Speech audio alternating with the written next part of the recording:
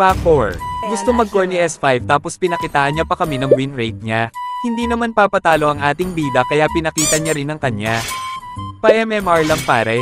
Pagbibigyan ko na sana siya ang mag-core kaso ni Switch na ako ni S1. Sir, what's your command? Batok mag-Fanny. Hindi po.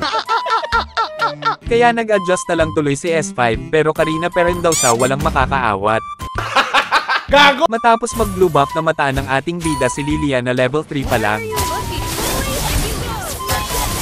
Ang sakit sa dibdib nun ah. Matapos magpagong dumiretso sa ibabang bahagi ng mapa ang ating bida upang salakayin si Jennifer. Mabilis ang pangyayari kaya wala tuloy nakuhang assist si Dyrot. Okay. Hindi ko sana papansinin itong si Lilia dahil may third skill na siya kaso may balak pang kunin ng repolyo. Gulat ka no? Chamba. Grabe yung trash talk yun ah. Hindi na lang ito pinansin ng ating bida at may tutugisin pa siyang masasamang loob.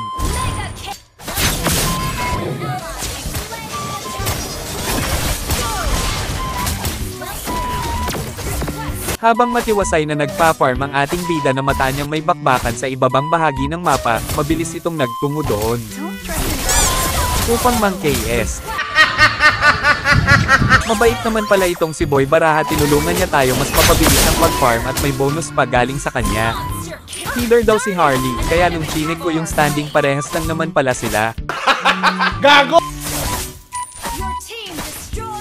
Pauwi na sana ang ating bida ngunit kapansin-pansin na kanina pa nakaabang sa talahiban si Karina upang tambangan si Lilia kaya naman pinakitaan niya ito. Ganun lang ka-basic Karina.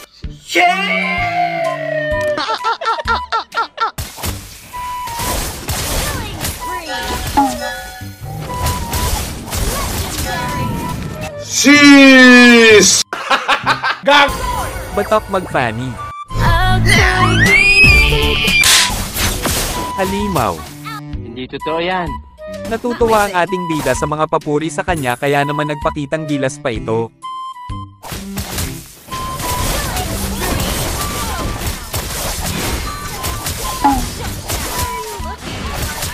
Ang galing! Ang galing!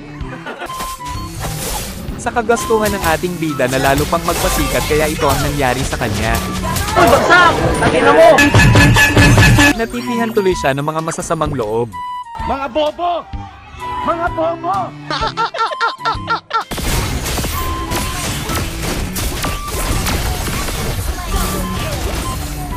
Mabuti na lang at malalakas ang mga kasapi ng ating bida at ipinaghiganti nila ito.